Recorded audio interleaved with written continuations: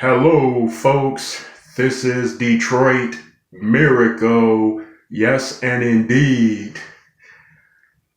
Do you realize that when babies are born and then they grow through the entire conditioning process, eventually they will be expected to establish different types of credibilities in different ways?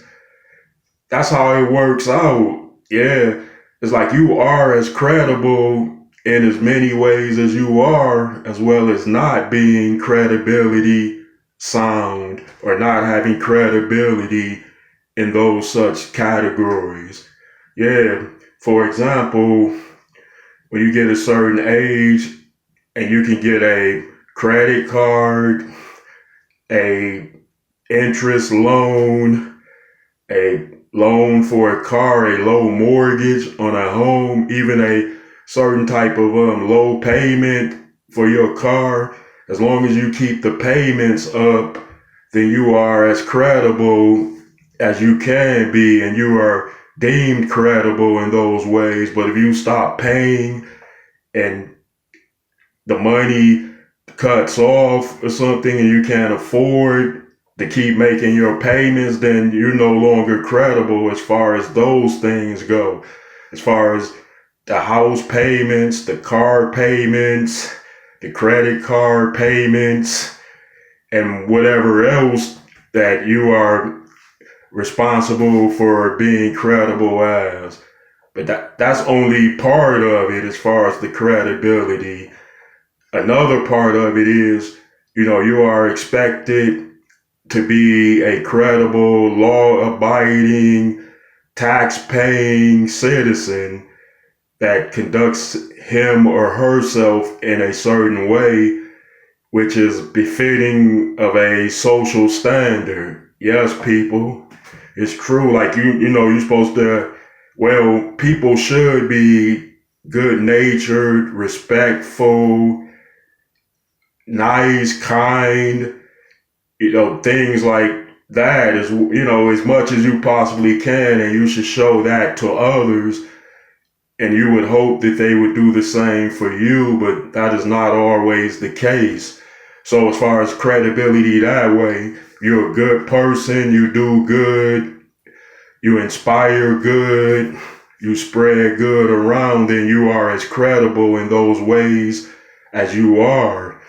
But if you are, of course, a rotten person, a mean person, a terrible person, an unkind person, then you do not have any credibility in those ways, but rather you have non-credibility in those ways. So just say as many categories as you can think of in which you are credible in or non-credible, and you should figure that out to see how you fit into the whole puzzle of things, like as far as credibility, because it sort of gets you in a certain mind frame, as far as are you credible in this amount of ways or that amount of ways, or aren't you credible, or you're not credible in those such cases involving particular things.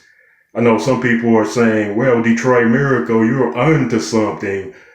That's interesting what you're getting at.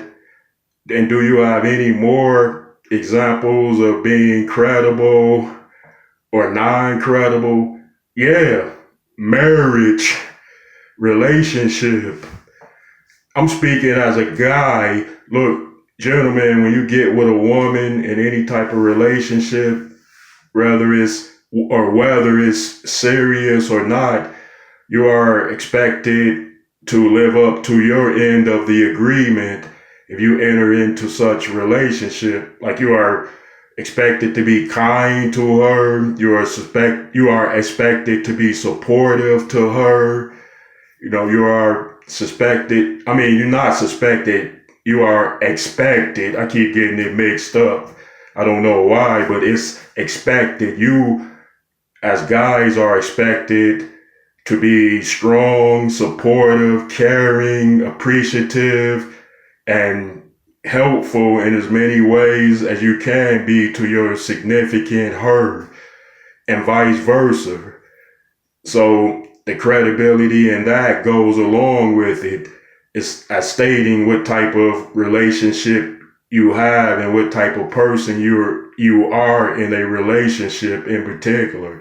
Now, if the relationship is bad, like you're doing the wrong things, you're cheating, you're not supportive, you're not kind, you're not decent, then you do not have credibility as far as that goes. So you would be uncredible that way. And of course, that is why relationships fall apart, because at some point, one or both parties involved loses credibilities in ways. So each will look at each other differently.